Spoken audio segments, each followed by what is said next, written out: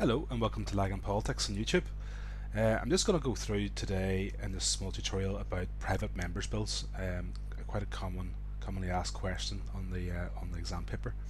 So what are private members bills then? Well, private members bill is simply it's a bill that's proposed by any MLA, any member of the Legislative Assembly. It could have come from themselves. They could have been inspired to come up with an idea, or they could actually come from one of their constituents themselves. They will have to have cross-community and cross-party backing to have any chance of success in the Assembly. If you think about it, if you remember back, bills can actually be brought down by lack of cross-community support and very frequently by petitions of concern. So they have to be very careful about how their bills are worded and who their main supporters are going to be. It's quite rare to have these bills passed in the Northern Ireland Assembly, but just in case, there have been several significant private members bills which you have to be aware of.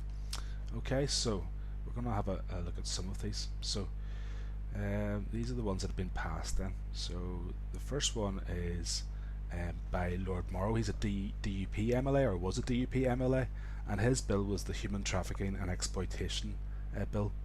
This quite an innovative bill. It made it illegal to pay for any sexual services within Northern Ireland, and they had a lot of people come up to the Assembly to give evidence for this, including supporters and opponents of the bill, and it was passed with cross-community support. So that's the first one. The next one's very important as well. It's the Official Opposition Bill. This was introduced by John McAllister, who was an independent MLA, and he actually introduced this here to form some form of official opposition in the Northern Ireland Assembly. Before this, there was no official opposition. Five parties were in the executive. It was mandatory, so they were forced to be on it, and there was no mechanism whereby they could actually leave the executive and form an opposition of their own. So John McAllister used to be in the UUP. He recognised this problem, and he actually designed this private members bill to allow at least the process for parties to leave the executive. So it allowed for the prospect of potential executive parties to decline their position after an election and form an opposition. Sorry about the spelling mistake there.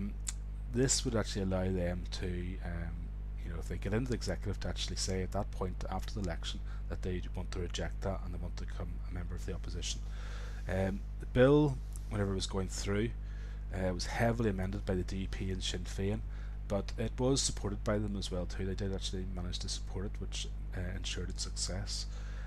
This would also give the opposition, just importantly, speaking rights, and would also give them some form of finance as well, although there's not very much.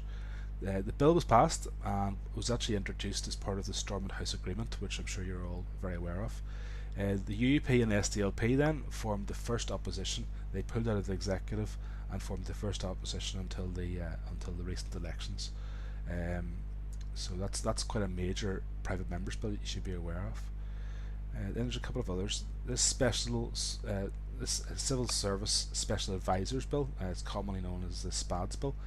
It was introduced by Jim Allister, TUV, and he introduced it to prevent special advisors with any criminal convictions being appointed in Northern Ireland. So he had opposition to several Sinn Féin SPADs who were employed, and he felt this was wrong, and he set about going through this bill. Now this bill's quite important because you'd expect it to be vetoed by nationalists.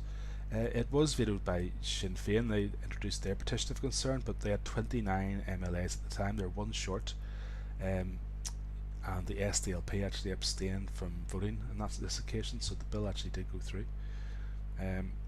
Okay, other ones, you have the Autism Bill, introduced by Dominic Bradley, SDLP MLA, and it was a bill to introduce an autism strategy for Northern Ireland. It was passed with cross-community support, but you must be aware there's very little financial implications to that. It was just quite a basic bill, unfortunately, which didn't pave the way for very much progress in terms of autism in Northern Ireland. then you have the Cyclist Protective Headgear Bill by Pat Ramsey. This made it compulsory to wear cycling helmets in Northern Ireland, and it was passed with cross-community support. Okay, these are examples of ones that have been rejected. It's important to have a look at these too, because it sort of shows you why some bills don't go through. So the first one is the Local Government Disqualification Amendment Bill. Basically, in a mouthful, this is about double jobbing, when MLAs could also be MPs, could be councillors, all at the same time.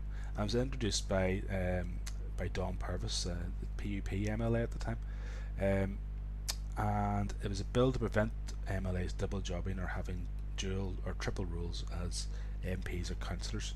Now, this was actually rejected. A lot of public support would go towards this here bill, but it was rejected by Sinn Féin and the DUP, who did not support the proposals, and by the SDLP as well too, who wanted to keep. They had a number of people who were double jobbing at the time too. It probably led to quite a lot of change though, and this has kind of the parties have actually been self-regulating, and they've sort of stopped this process anyway. So another one here is the SPAD's bill amendment. So Jim Allister again wanted to amend this bill. He wanted to cap their pay for SPADs, very high pay, £92,000 at that time. He wanted to reduce this to £78,000. This was rejected, as again the DUP and Sinn Féin did not support the bill, so it was rejected. And just an example of how you have to have cross-community support as well. David McNary, unionist, I think it was UKIP at the time, he introduced a bill to provide for the benefit of veterans of the British Armed Forces in Northern Ireland. This is something that is in force over in Great Britain, but he wanted to introduce it in Northern Ireland as well to sort of take care of veterans. However, it was rejected as it didn't have the cross-community support needed to get that pushed through. Just a bit of an overview to finish then. So private members' bills, very rare within the Northern Ireland Assembly. Just to make you aware though, that's common across legislatures across the world. So Westminster, I mean, you're only looking at 1 to 3 if most getting passed, and very rare. However, you have to be aware that they've produced or helped to produce some innovative legislation. They have also given MLAs the chance to allow their constituents and themselves to have a role in this legislative process. Very important. This allows ordinary people, just us plebs at the bottom, to actually have some say in what laws could be introduced. Without it, bills could simply come from sources such as Executive, European Union, Westminster, or committees.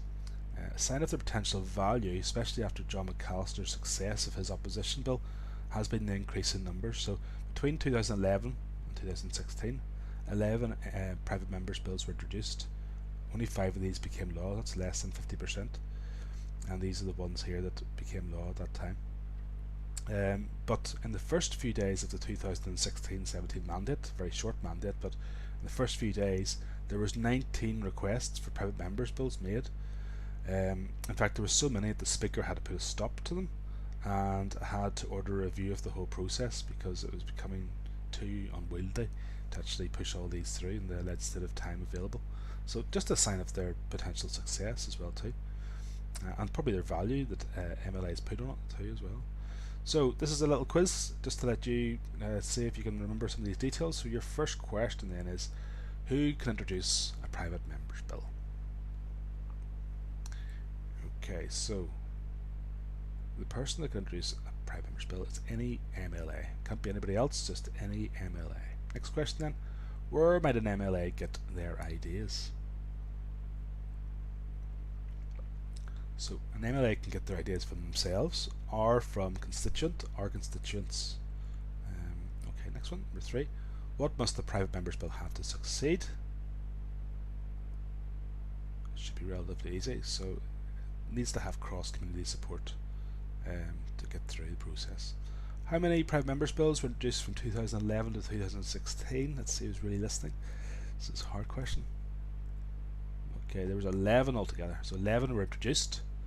And how many of those then were passed? So there was five of those actually got pushed all the way through. Who introduced the Human Trafficking Bill? So that was Lord Morrow of the DUP. What did John McAllister introduce? Which is Private Members Bill? So this is the key one to try to remember. So it was the Official Opposition Bill. Did the full version of his bill then pass through? No, it was actually heavily amended by Sinn Féin and the DUP. And how many private members' bills were introduced in the first few weeks of the 2016-17 mandate? There were 19. So 19, okay. Thank you very much for watching. If you want to find out any more, you can go to laganpolitics.com. Thanks a lot. Hope this was useful.